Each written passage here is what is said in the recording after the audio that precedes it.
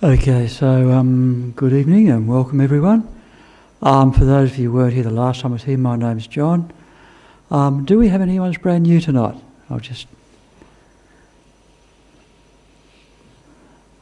Okay. We have a bunch of veterans then. Okay. Must be 8 o'clock. Okay, so when we start an activity, a good thing to do is to look at the motivation with which we start that activity, because the motivation is going to have a big influence on what the outcome of that particular activity. So in terms of being here to learn about meditation, how our mind works, it's good for us to have a motivation that's a little bit broader than I'm just here because I had a crappy day today and I want to feel a bit more relaxed. Now that is okay, but the end result's something very, very short. Because we're only here to sort of make ourselves feel better now. And really what we'd want to try and do is have a motivation which comes from a deeper, wider place and is more long-lasting, and the goal is bigger than just something that's really immediate for the moment now. So we try and think about a motivation a little bit, but what we're looking at is trying to have a motivation from a place of both wisdom within our heart and also a sense of warmth within our heart as well. So we're looking not only to create benefit for ourselves right now and into the, say, whether it's next week or the rest of this life, but also to take it further, to take ourselves, say, beyond the influence of being under control of ego, for example, and the problems that creates. And also to extend that even more and think, well, there are other beings who are like me as well, who have an existence which is propelled by various forces that we tend not to have a lot of control over, and which often puts us in turmoil or unhappiness. And so if we can build a bigger motivation, saying, well, look, all these individuals, I'm dependent on them or reliant on them in one way or the other. My happiness comes from them, my well-being comes from them. I should try and dedicate my energy that I'm more able to help all these beings. And then when we look at, okay, do I have the skill set at the moment? The answer to that is no. So we're also looking, look, I want to sort of develop the skill set that makes me more able to benefit and help others, that'll lead them away from problems in their life and unhappiness and suffering to a place of everlasting happiness. And so that's the sort of motivation we're trying to have as the basis of our practice, our meditation. And if we've got a meditation like that, the results from that, because it's vast, encompasses ideally all living beings, then it becomes a much more powerful action, and the results are much stronger and more positive for that. So I'll just give you maybe half a minute or so to contemplate that and to build a motivation within yourself that's sort of big and powerful if we can, and inclusive of all living beings, not just ourselves.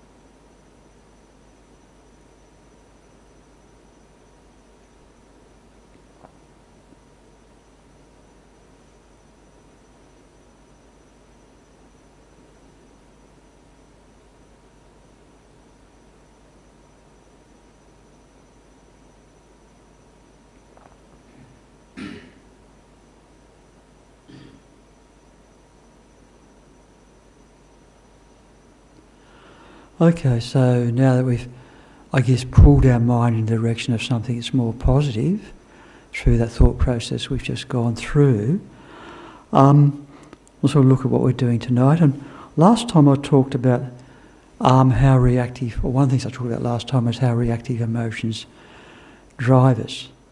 And reactive emotions can be things like anger, attachment, pride, jealousy, impatience, and all those sorts of things. And those reactive emotions are all underpinned or driven by ignorance, in terms of, when we talk about ignorance here, is not understanding the reality of our I and how we really exist. At the moment, for all of us, we have I presume all of us, but I'll speak for myself, we have a false sense of I. And we believe it, and truly. We really, really believe it. And because we have that belief in this false reality, that then drives our behaviour. In other words, how we respond to what's going on in the world around us. So in terms of things that we hear, the things we see, smell, touch, taste, or think about. That's all how we respond is determined by the fact that we have a false sense of I. We have this sense that's concrete, it's permanent, it's unchanging, and somehow or other truly inherently exists in and of itself, without being in any shape or form dependent on causes or conditions or parts, or the fact that merely it's just a label. Right? So if we look at each one of us has a name that was given to us by our parents, unless you've changed your name. But that's a label. And we sort of build this whole story about who we are based on this label that's being given to us, plus also the appearance of our body and the sorts of experiences that we have as we go through life, the sort of jobs we do, the interactions we have with other people. We build this sense of self. And this sense of self, sometimes it can be fairly robust and we sort of cruise through life okay. Other times it can be quite fragile or delicate, or it can become quite unstable. And when it's like that, we tend to have quite a few problems, what makes life harder for us. Now, I thought one of the things I might talk about tonight is something called the eight worldly concerns. And the reason I'm talking about this is that these 8 things tend to drive or motivate a lot of what we do in our life. But notice the word, 2 words here, concerns and worldly. So when we're talking about worldly, it means the end goal is something within this life, right, rather than something beyond, going beyond this life. So it's a short-term goal. And the thing, of course, is if we do something with for a short-term purpose, in couples, say for example, we go on a trip somewhere, we do different things on that trip. What we do in that trip is finished. At the end of the trip, we don't, unless we bring back some souvenirs or whatever, it's sort of finished at that time. And it's a little bit with this life. If I go and paint my house, that's okay while I live in my house, but eventually I'll leave this house one way or the other. And it's sort of, I haven't sort of carried anything beyond that, so to speak. So it's a little bit like, I guess, we're looking at the long picture, and I guess sort of got an implied implication here, of course, that our existence will continue beyond this life, of course. At the moment we're a body-mind combination. The physical body, we can see changes, we can look in the mirror to see that, we can look at family photographs to see that's happening. And also the mind is changing moment by moment by moment. Every moment of mind leads to the next moment of the mind. And at the moment, our mind and our body are connected. And they have been since, I guess, at roughly the time of conception. Now, around about the time, obviously conception is when egg and sperm come together, being human beings. We presume that happened for all of us, one way or the other. And at some time, a consciousness has entered that little embryo or zygote, whatever we want to call it. And the body's gone to 2-cell stage, 4-cell stage, etc. Had some differentiation. We've ended up being a human being who got born 9 months later. And we've gone through a range of experiences. But so far, given the fact we're all sitting here looking animated, the body and mind haven't separated. Now, in Buddhism, the definition of death is when this consciousness or the mind separates from the body at that stage. And what will happen is at the moment we're sort of aware of our gross consciousness, which is the level we tend to operate at. We have a subtle consciousness and a very subtle consciousness. And what will happen at the time of death is the consciousness is going to absorb into what's called the central channel, with the energy winds as well that carry the consciousness, and then absorb into the heart at that stage, and we'll go into what's called clear light experience. And at that stage, the two things that hold us together will open and the consciousness will leave our body. And of course we then will go to the next life. Now I know I guess it's a bit of a challenge for some people. I know in modern science, like biology, there's this idea that when we talk about the mind, that really it's just the electrical interactions between the various nerve cells within our body. And I guess, at the time of death, the electricity finished, or the electrical interactions finished, and you're finished as well. Yes. You have to say a bit louder. My hearing's not good. Okay. So the question is, so once the consciousness, do we just go straight to the next life, or is there something in between? Okay, so in terms of Buddhist philosophy, or how it's explained within Buddhism, you'll go to what's called an in-between state, and in Tibetan that's called the bardo. And your bardo existence is a subtle body, not a gross body like this. And each bardo existence technically can last 1 week. Now if in that, say, first week, there's a karmic connection between you and a set of parents, or wherever you're being reborn, and it may not be human, what your consciousness, you could then have a mini-death, that's a bardo being, and enter, your consciousness would then enter into that new life. Now if it doesn't happen the first time, it could happen the second week, third week, etc. And the Buddhist texts, they talk about this can take up to 49 days or 7 weeks.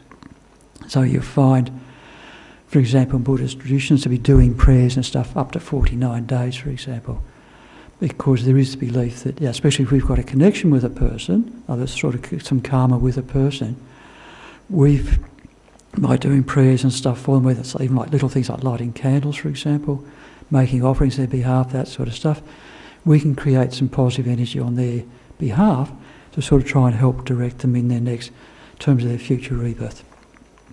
That answer that question? But like I said, look, this is Buddhist belief. I mean, obviously I'm saying some stuff that some of you might think, I'm not sure about that. And this is perfectly okay, because really it's up to each one of us to investigate what we hear and see how it accords with our own experience and our own beliefs. And it may sort of resonate, or you may find, look, this is really challenging. And it might be a matter of either you reject it totally, or I guess the Buddhist party line will, look, just put it aside for a while.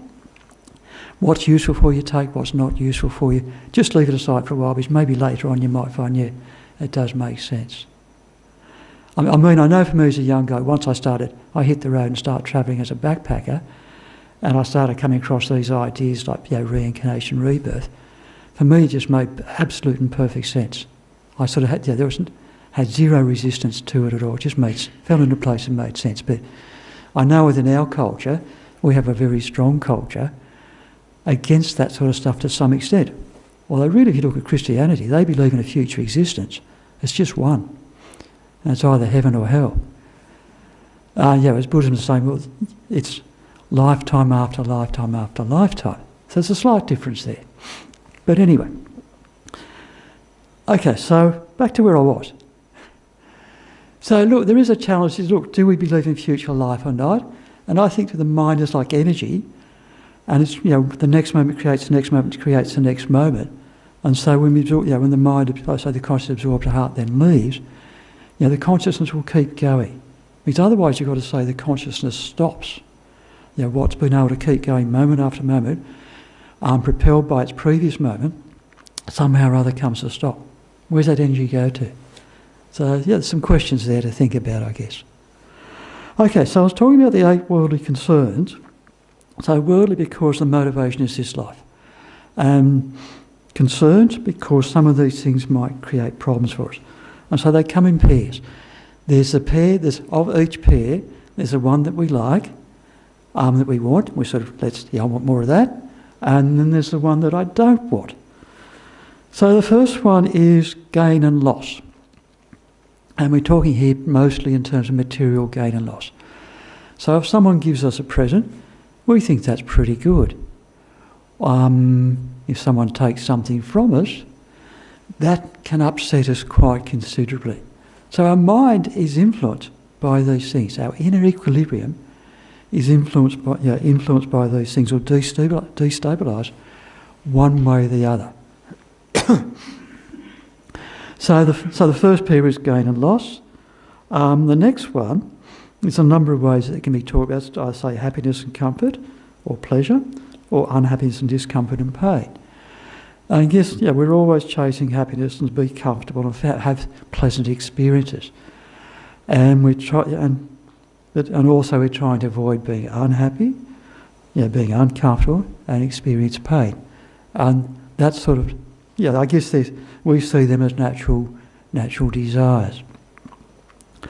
But the problem is, if you've got your comfortable seat and someone's sitting on it, it's like it's a little bit like, who's been sleeping in my bed? If we go back to nursery rhymes. But there's an impact on the mind because we're attached. It's something we're attached to in this life. And these 8 things, underlying them is attachment. Because we've got this narrative of this ego, or wrong sense of I, and it has attachment. There are things that it wants, and there are things that it exaggerates. It overestimates the quality of the object. I want this. And then the things it doesn't like, it underestimates that thing and say, I don't want this. And you might even generate anger to it, or aversion, or repulsion, those sorts of things. And what we want is a mind that's more stable, that's not, tossed by these sorts of experience, tossed around by these sorts of experience, or destabilised by those sorts of things happening that we don't want to happen. So while it's okay, we're not saying you shouldn't have happiness, we actually want happiness. But we want more happiness, not less. And we want happiness that doesn't have problems. We want happiness that's something that's deep, it's everlasting, it's stable, regardless of the external waves or swirl that's going on around us. Okay? And these 8 things are part of the swirl that's going on around us, the stuff that's buffeting us or blowing us around and blowing our mind around. So we've got gain and loss, or we've got happiness and comfort, pleasure, unhappiness, discomfort and pain. We have reputation, good or bad. Now I should say, from one point of view, a good reputation is important. Because you're a respected person, you've got the ability to help others more. Right? What you say will be valued or listened to more. So reputation can be really, really good. Obviously, if you're a person in business, you want a good reputation, of course. Otherwise, your business will go down the drain. But it's the motivation for that reputation.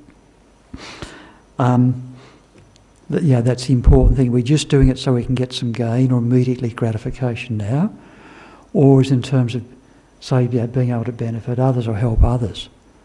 Right?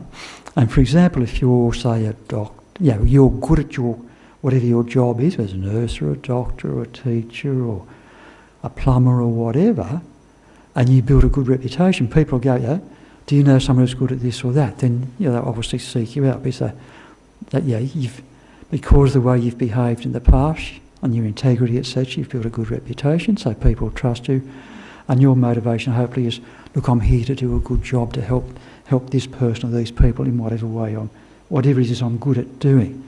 So reputation can be good.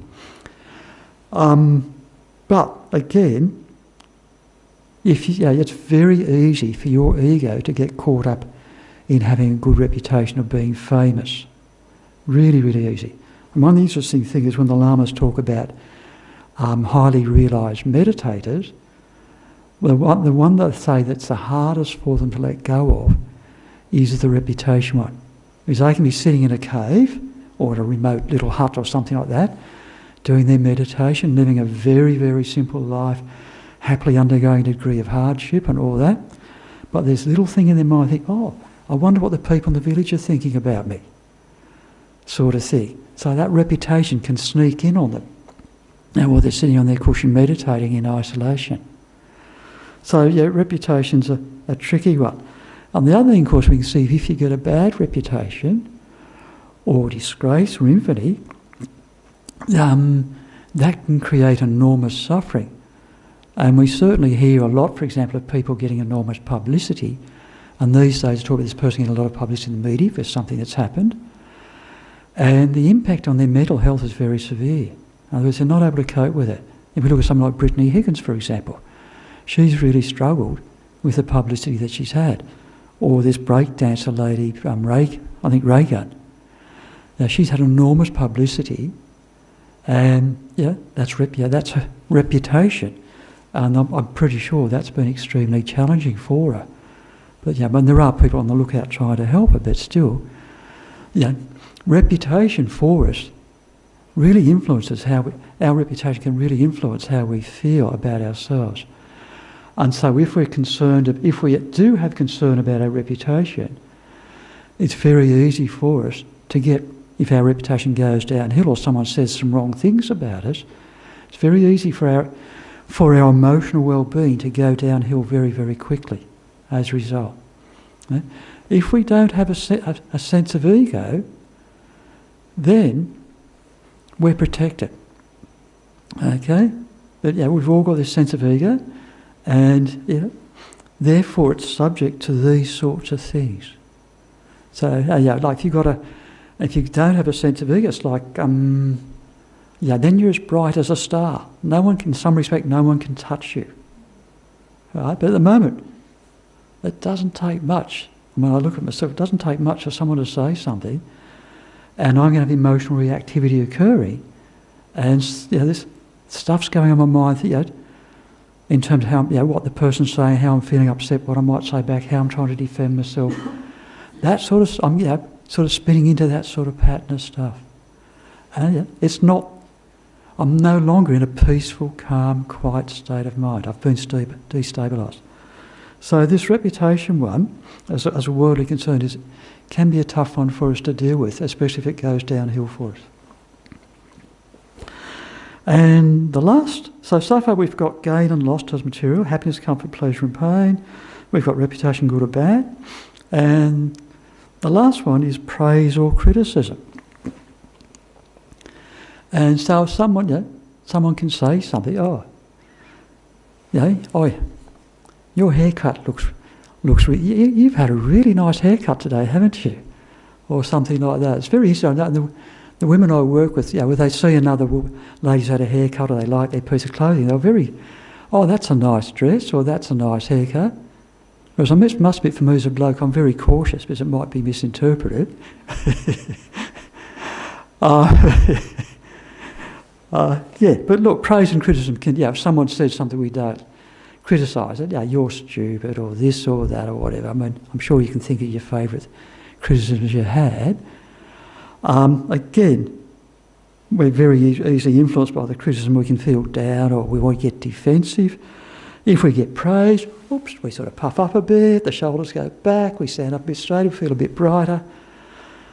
But that's sort of the ego reacting a bit. If we sort of puff up a bit, there's only one place to go down, which is puff down or deflate, isn't it? So what we're looking at, these things are going to happen to us, and they have a strong influence on us. And that's the issue there in terms of taking our mind away from where we want it to be. So 4 of them, they're sort of desirable, but we need to be careful, and 4 obviously are undesirable, we don't like. But these are things that do motivate a lot of the actions that we do in this life.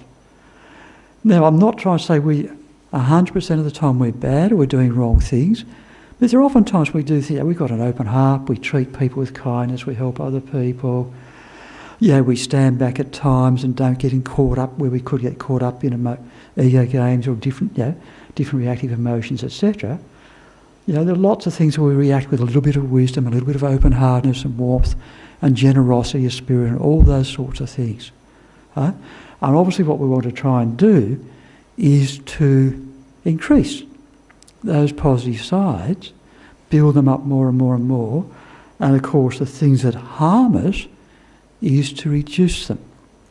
Now, part of all this process is, and we did talk about this 2 weeks ago, is having a daily meditation practice, whether it's once or twice a day, whether it's 5 minutes, 5 or 10 minutes each time, but something where there's consistency and quality over quantity, just to give us that chance to sort of ground ourselves a little bit, bring ourselves inward, put ourselves in a quiet, calm space where we've got a little bit of openness and wisdom, just to give a sense of space.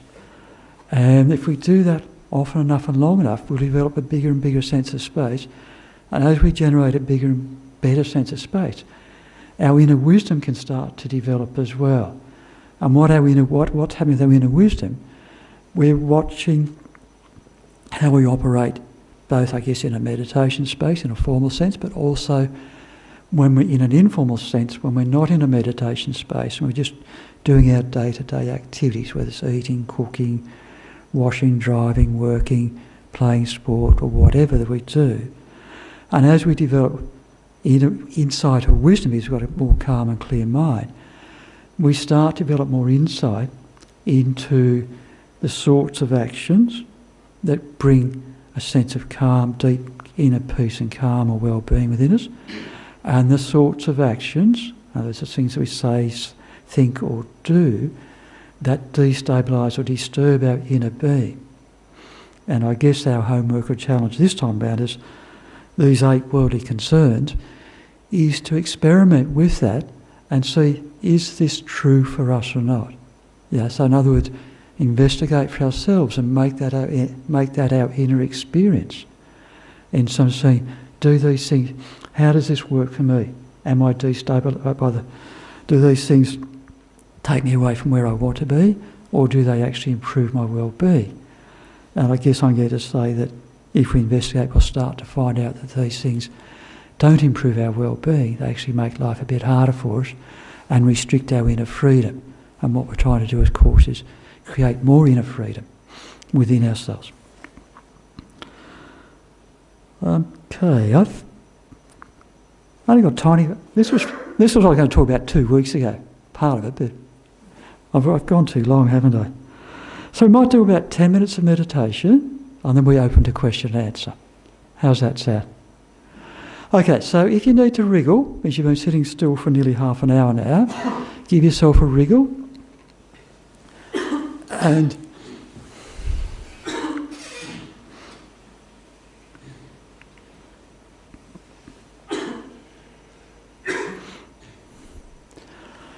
And then when you feel ready, we want to put your body in a position where you've got a nice straight back.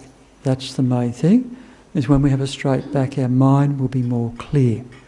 But also to make sure you're comfortable so that your mind's not going to get dragged away into sort of some feeling of pain in your body or discomfort in your body. Okay?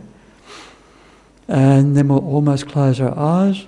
We'll have our hands, right hand on top of the left, the thumbs touching, so just allow the energy flow nicely. And our tongue should be sort of touching roughly the palate of our mouth, which is just behind the top teeth. And then we don't try to regulate our breathing. We just settle our awareness into our breathing. And gradually what's going to happen is the business of our mind will settle down and we'll start to sort of fall into a quiet, still space.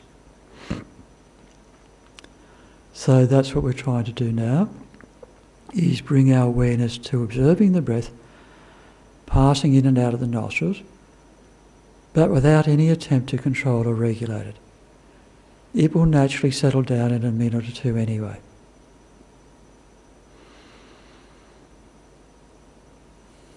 So we breathe all the way in, down to the tummy, and then breathe out. Then in, and then out.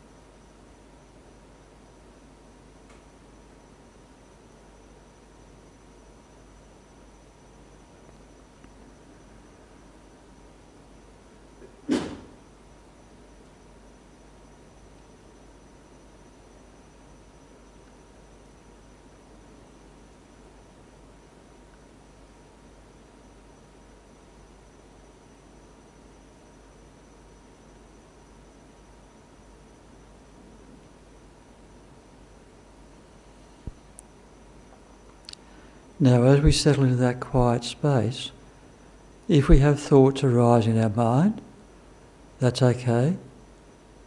Just allow the thought to arise, and if we leave it alone, it will automatically dissipate or go away. Its energy will run its course, it'll be finished, and we can bring our awareness back to the breath again.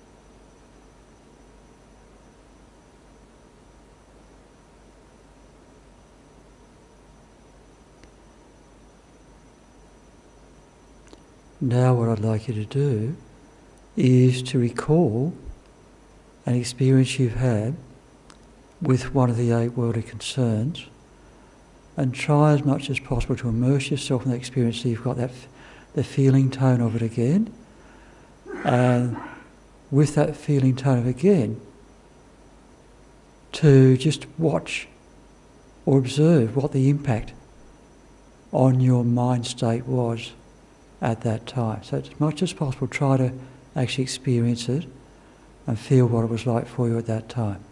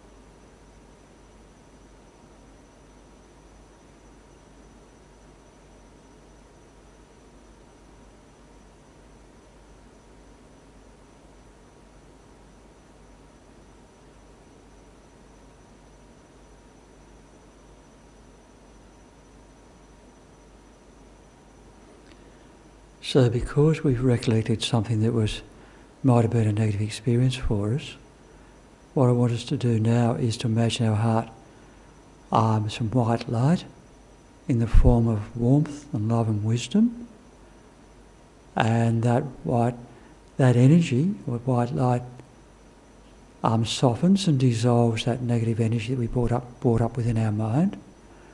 Okay. And also it involves, and then sort of permeates throughout our whole body. And if it involves another person, also to send that same light from our heart to theirs, filling them with warmth and light and wisdom as well. So the negative energy within them is also cleaned up or purified.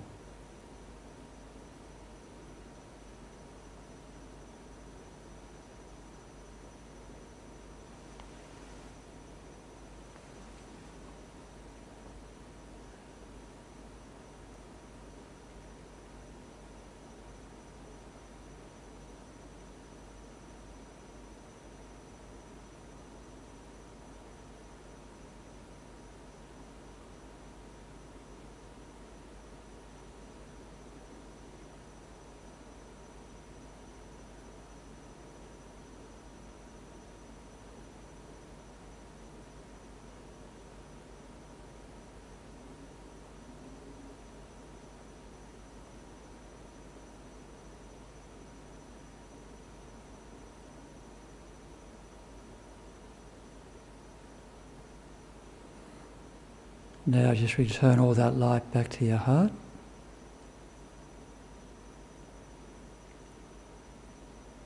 And just sit for a moment feeling a sense of peace and contentment.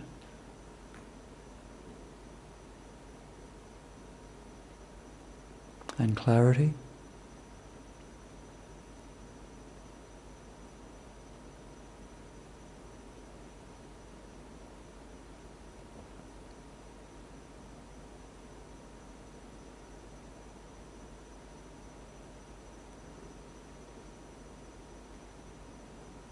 Okay, so when we're ready, we can open our eyes.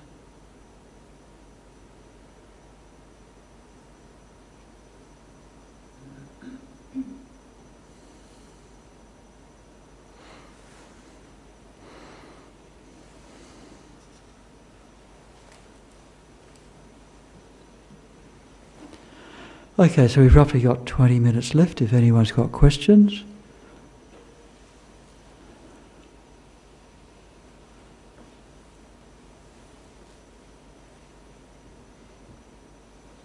Yes. After that 49 days.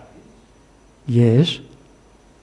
So it's all finished up, or you don't go past the 49 days? It can take up to 49 days. You don't go over? No, apparently not. That's what they say. It doesn't go beyond 49. So that's something I have to take on trust. I don't have the insight to see that. Not even the insight to see 7 days.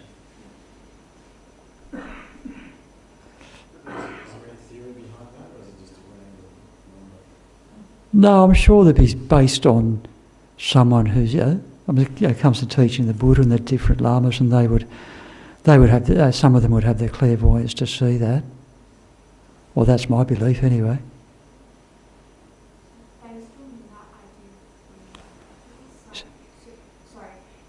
What's the concept of time beyond this world? So 49 days is very... I think that's 49 human days.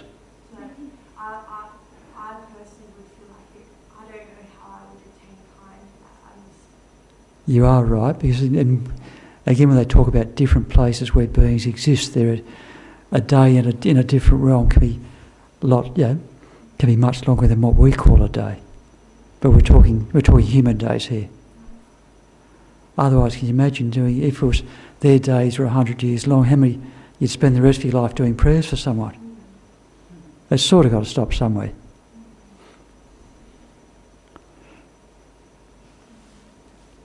Yes. Last week in the meditation session, a lot of prayers dedicated to different deities in various kinds of gods and goddesses. How important are they in Buddhism? How common?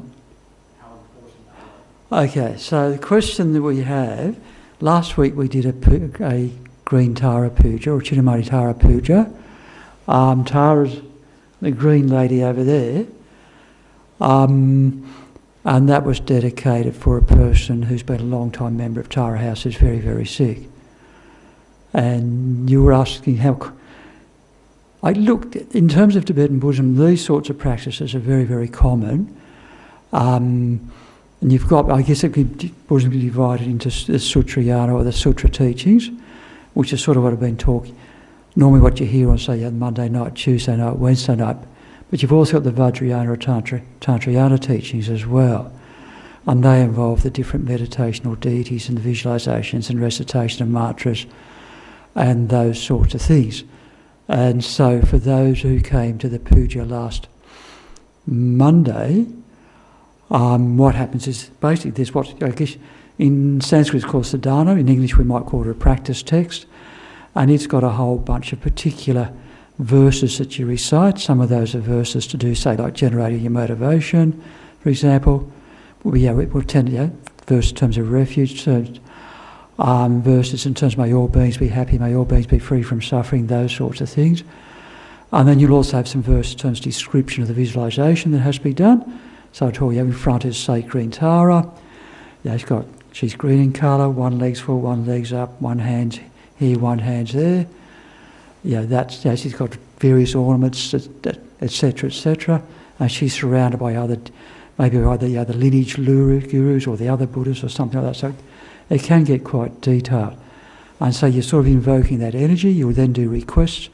And in this particular puja, we did a lot of recitations of something called the 21 Praises to Tara. And that this Tara actually has a whole bunch of different aspects, and each aspect has a certain power or energy or strong point that we're sort of trying to energy we're sort of trying to invoke at that time. Look, without doubt there's a degree of faith when you're doing something like this, because we're asking you to visualise something you can't see. There are certainly some people who are pure enough who can see that. I mean, I've got a friend, for example, she very sadly passed away a couple of years ago, but she used to say, Tara, she'd come in here and Tara used to speak to her. But she was a very, very, very clear sort of pure person, I guess you would say. But that was her experience, that she could actually do that. For me, I absolutely do not have that experience. But some people do. But look, I mean, Tara, in the case of, say, green Tara, she embodies active compassion. And Tara is often referred to as the mother, the liberator, because she liberates from fears. The mother, because she gives birth to all the qualities. And if you do Tara practice for a while, it's a very, very soft sort of energy. And it's good for blokes who are macho, actually. Good for men who are macho. It's a very soft, sort of motherly, nurturing sort of energy. But with the one leg out, it's symbolising activity. So the whole thing, the clothing, the jewellery, the posture, it's all deeply symbolic. So it's speaking to us in a different language. It's speaking to us in the language of symbols, and the mantra is sound, and the mantra is really a vibration or an energy which we have within ourselves already. And if you recite that mantra a lot, you're building up that vibration or that energy within yourself. And if you recite enough, you can actually sort of feel that vibration. And obviously you're trying to build it up. And so they can be very, very powerful practices. But it does rely on some basic foundations, which is obviously you've got some disillusionment with existence as it is. You've got some sense of the false fabrication of ego that we have, and you've got some motivation to benefit others.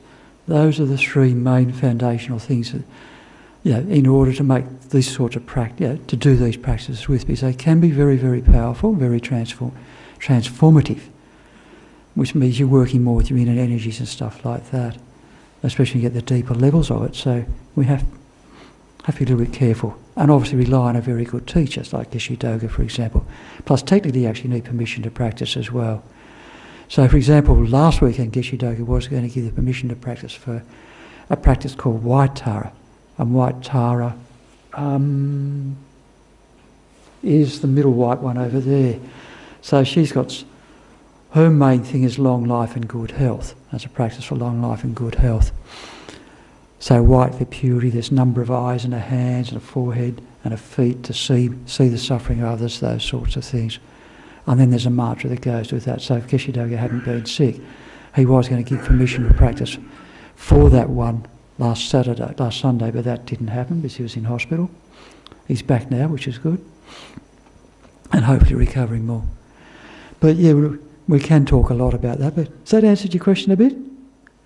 Yeah. Okay. Other questions? We've still got 10 minutes. What are some of the other traits and, I suppose, properties of other gods and goddesses? Other meditational deities? Yes. Okay, for example, in Sanskrit, Avalokiteshvara, and Tibetan Chenrezig, who's the one, that's the four-armed Chenrezig over there. So he's got a wish-fulfilling jewel in his heart, which is the jewel of bodhicitta, which is a dedicated attitude towards leading others to enlightenment. He's got a crystal rosary in this hand, and then a flower stem in this hand, sitting cross-legged, of course, and his energy is compassion. And for example, His Holiness Dalai Lama is very widely considered to be Chenrezig, the embodiment of Chenrezig. That's his main practice. So that's an example of another one. We have, for example, the Medicine Buddha, who is the far one way over there. So I guess we can translate as the Buddha of healing, but also Medicine Buddha is very good at removing obstacles in your life as well. And so, yeah, but each one different, they're different colours, different mudras, different mantras, yeah. So there's literally hundreds and hundreds of meditational deities. There's loads of them, but within the Tibetan tradition, Chenrezig practice is probably the most common. So if you go anywhere like I've never been to Tibet, but I've been in Ladakh, for example, and in places in Nepal, up in Soto Kumbh and other places, people are very commonly reciting Om Mani Padme Hum, and you'll see Om Mani Padme Hum carved on stones, little pot rocks of stones with Om Mani Padme Hum carved on it. That's incredibly common in Tibetan Buddhist type areas, for example, that you'll see that. So Chenrezig practice is incredibly popular. Tara practice is also incredibly popular. White Tara, Medicine Buddha, they're really, really popular practices. Then you've got other practices at a higher level as well, whether it's, for example, Haruka or Yamataka, etc., Vajrayogini, that are also very, very popular, but they're a higher level practice and require a bit more. There's a bit more commitment with those.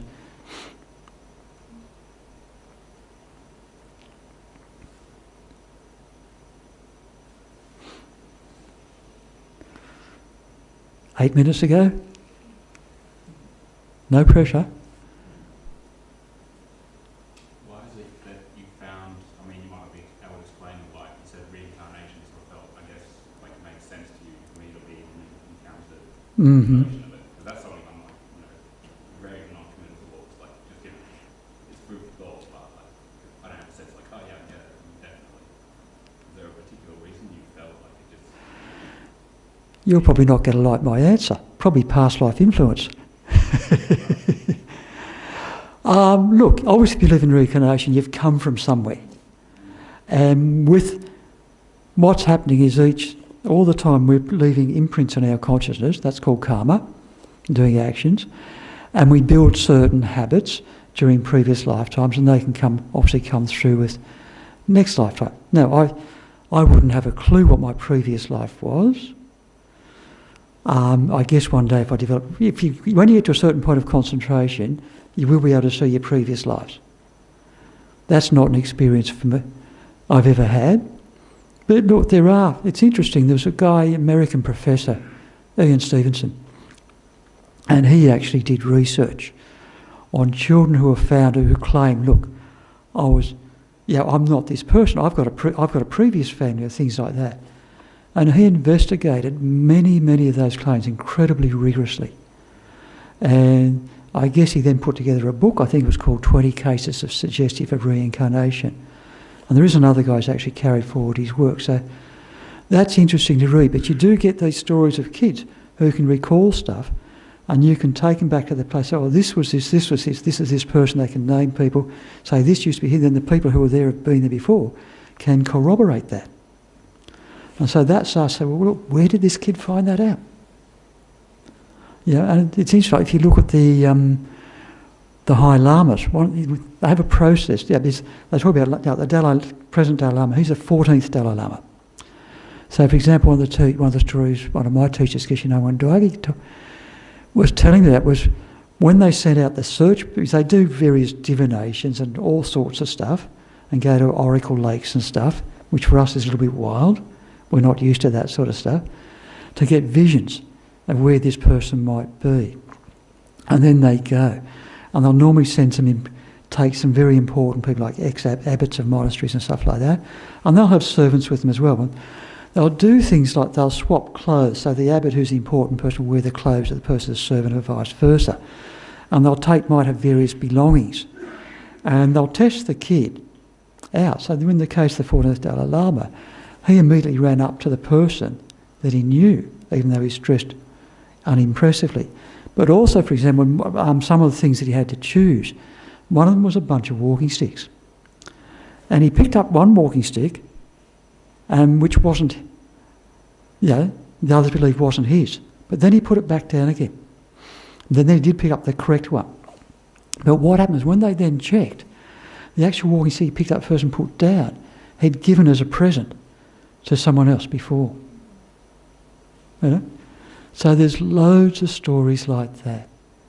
And like Lama Zopa, for example. Hang on. Who died last year? That's him. Hang on. On the left. When he was a young kid, he was born in a town called Tammy, which is not too far from Namche Bazaar. If you've ever done this Everest trek, you'd have been up in that area. But as a very young kid, he would leave his parents' or his mother's place. His father died when he was very, very young, and start heading. I'm going to my cave. And they constantly had to bring him back because it was probably about an hour's walk away. He had this cave at about 14,000 feet altitude. Stick to feet. That's easy for me. And that's where he'd spent his last life, as a meditator. Especially the last 12 years' life, actually in that cave, doing meditation, going nowhere else. And there's a book called The Laudo Lama which you can read, but fascinating story. But again, this is what he wanted. I'm going to my cave. And there's lots of stories of the young reincarnate lamas when they're very young, exhibiting memories or talking about memories of a previous life, saying I'm this or that. And then what they normally do is when they get asked, oh no, I've forgotten all that now. But as an adult or your older person, it's not encouraged to speak about your realisations and understanding. You keep that sort of stuff secret, and that's to do with pride and stuff like that. But there are loads and loads and loads of stories in terms of the lamas, but also in terms of different cultures of people who do remember past lives. But of course, in our culture, it's a little bit if a kid says, "Oh, I remember," start talking about a past life. Most parents who don't believe if you've got a parent who doesn't believe in past life, that won't go down terribly well.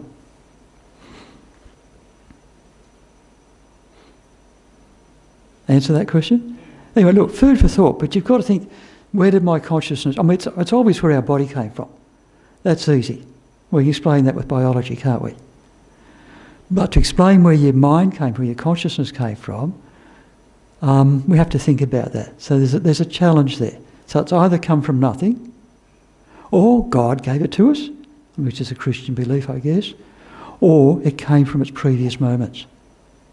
And I know if you do Kopon courses, this is in Nepal, just at Kathmandu Valley, Lama Yeshe Lama Zopa started these Kopon courses, I think about 1971.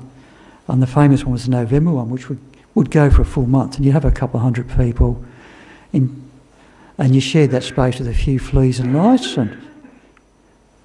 But one of the things they do at night time, halfway through the course, is when they got you more settled and calm, we'd turn the lights out and do a meditation where let's imagine going back through your life, and then back to the time you're born, back to the time and then in the embryo, back when your consciousness entered your embryo, where your consciousness, then your previous life and the Bardo being, then when you died, your previous life, etc.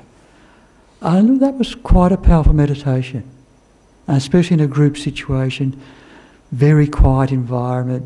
These Kathmandu, and this I'm talking the 1970s, it was very, very quiet. This was on the edge of Sabia. You had lots of farmland between there and Kathmandu where Kopan was.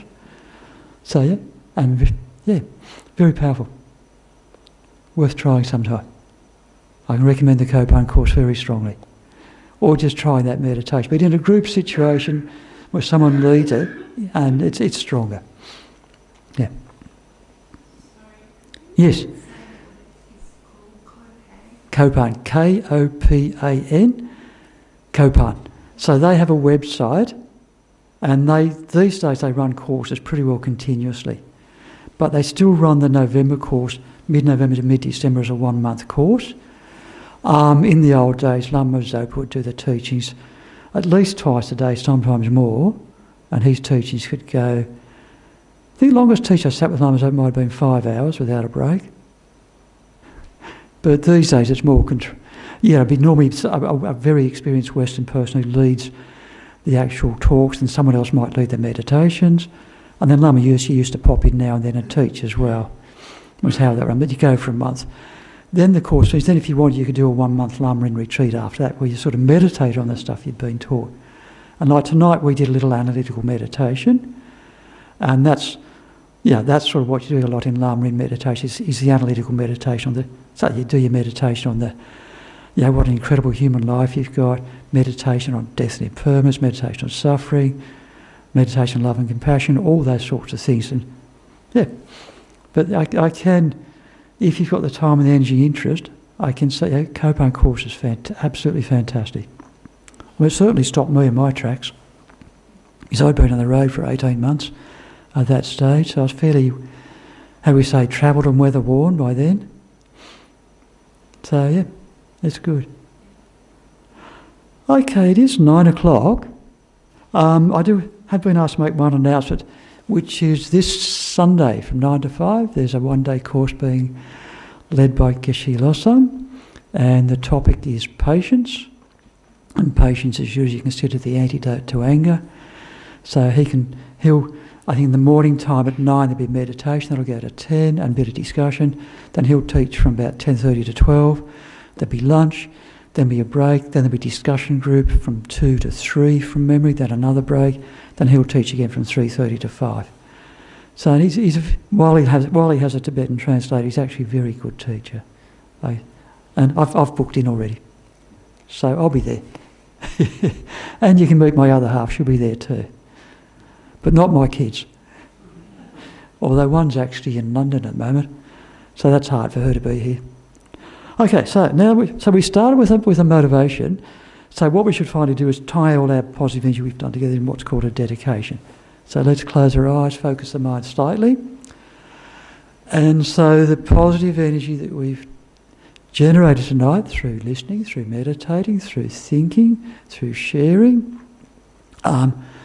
that becomes a cause for both myself and the people we're connected with or interact with, and all living beings, to develop more warmth within our hearts, more wisdom within our hearts, and ultimately to attain a state of full awakening or enlightenment, where all faults have been removed and all qualities have been developed.